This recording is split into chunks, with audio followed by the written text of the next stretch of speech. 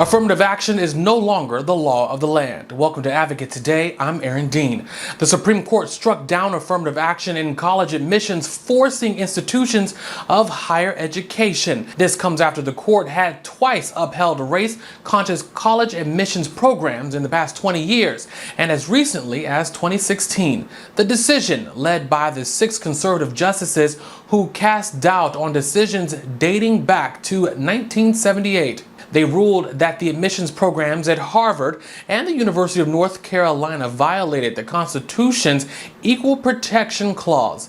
President Biden says that he strongly disagrees with the decision. I know today's court decision is a severe disappointment to so many people, including me, but we cannot let the decision be a permanent setback for the country. We need to keep an open door of opportunities. We need to remember that diversity is our strength. We have to find a way forward. We need to remember that the promise of America is big enough for everyone to succeed. Now the court's ruling has college administrators wondering what to do next. I think it's an unfortunate decision as well. And I think, as Justice Thomas referenced, the historically black colleges and universities, I think what should have been in that opinion as well is the fact that historically black colleges and universities are carrying an outsized burden to diversify so many industries in America. We represent only 3% of the higher ed institutions, but we're responsible for 25% of the bachelor's degrees awarded to African Americans. And in terms of medical school and doctors, Howard University has produced more African American physicians since medical education started in America than any other single institution. So by not allowing race to be considered in admissions elsewhere, you can put an even more outsized burden on historically black colleges and universities that don't have the capacity to carry that type of a burden. So I think this is an unfortunate decision. Justice Sotomayor wrote in dissent that the decision rolls back decades of precedent and momentous progress. The end of affirmative action in 9 states, including California, Michigan, and Washington state, led to a steep drop in minority enrollment. Experts say that the use of Asian students in this challenge was key to its success. This decision marks the end of an era. Affirmative action in college and university admissions do raise questions for some people these days, but it's unquestionably the legacy of a storied moment in our history when civil rights protesters were braving police dogs and water cannons into the streets of Birmingham, and when the inspired oratory of MLK was ringing forth from the steps of the Lincoln Memorial. Using Asian Americans as a focal point for this litigation has a lot of ideological appeal, especially for critics of affirmative action. It's true that Asian Americans have been sort of experiencing a wave of anti-Asian hate in the last 3 or 4 years. But at the same time, Asian Americans are often constructed in our society as a model minority. Asian Americans are seen as people who play by the rules, they work hard, and they do so and they get ahead, and their outcomes seem to bear that out. So if Asian Americans aren't being treated fairly or in the right way by the admissions process, then something must be wrong with the admissions process. According to federal data, the number of non-white students increased by 55% from 2010 to 2021 at the 8 Ivy League universities. Well, based on some polling, most Americans support the Supreme Court's decision. A CBS News and YouGov poll from this month found 70% of Americans think that the Supreme Court should rule that colleges can't consider race in admissions. And another poll by Pew Research Center, about 50% of U.S. adults say that they disapprove of selective colleges and universities taking race and ethnicity into account in order to increase diversity at the school. 1/3 approve and 16% are unsure. Meanwhile, in that same poll, 49% said that consideration of race and ethnicity makes overall admissions processes less fair, with just 20% saying that it makes it more fair. The DOJ says that a new Florida law targeting Chinese citizens is unconstitutional. The law signed by Governor Ron DeSantis would restrict some Chinese citizens from owning property in the state. The Justice Department says that it violates the Fair Housing Act and the Equal Protection Clause in the 14th Amendment. DeSantis says that the goal is to protect his state from one of the biggest security threats to the U.S. The law is scheduled to take effect July 1st. the Supreme Court's decision rejecting an obscure legal theory that had the potential to upend federal elections and create chaos. It preserves courts' authority over congressional district map disputes.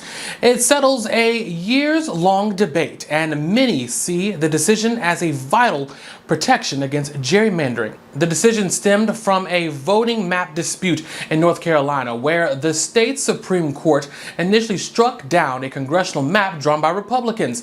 I spoke with the executive director of the NAACP's North Carolina State Conference, Daquan Love.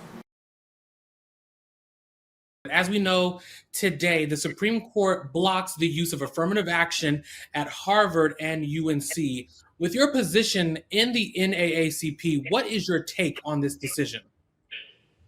You know, this decisive blow was unfortunate, and quite frankly, we will be reacting to this to ensure justice is served, and we're going to work towards a congressional remedy for this issue here. This is very disappointing. The reality is that our courts have utilized affirmative action for decades, and this consequential blow requires a congressional remedy to be fixed. We're outraged at the NAACP, and we're doing everything we can to urge Congress and the Biden administration to take all actions to ensure that we can move back to ensuring that affirmative action is the law of the land. We have to have fairness and equity.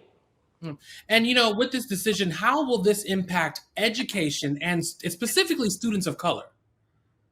You know, the decision today is going to be instant. It's going to have an instant impact, and it's going to have a wide-ranging impact. And as it relates to education, I've spoken to educators, professors, and university leaders across the country who are telling me, especially at public institutions, that this decision is already being put into effect. Quite frankly, even before the decision was handed down, because of the nature of the attacks on diversity, equity, and inclusion that we've seen over the past 2 years. So what is going to happen is that students are going to see an immediate impact. They're going to see an immediate effect at universities across the country. And of course, earlier this week, the Supreme Court ruled against North Carolina Republicans over the controversial Trump-backed election law theory. If you can quickly explain to our audience, what was that theory, and are you happy with the court's decision?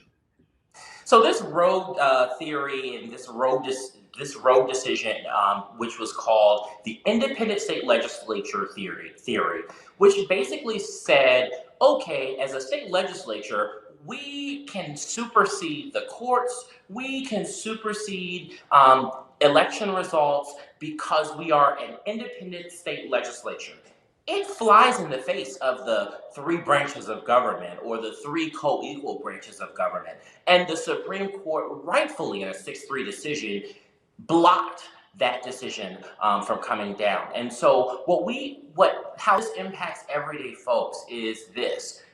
We now have a few more safeguards on our democracy. This Supreme Court session, we've seen that the Supreme Court has issued us some victories, like in the 6-3 decision, Moore v. Harper, in that independent state legislature theory, where essentially Republicans were trying to say that they could be the end-all, be-all, and no court could tell them what to do.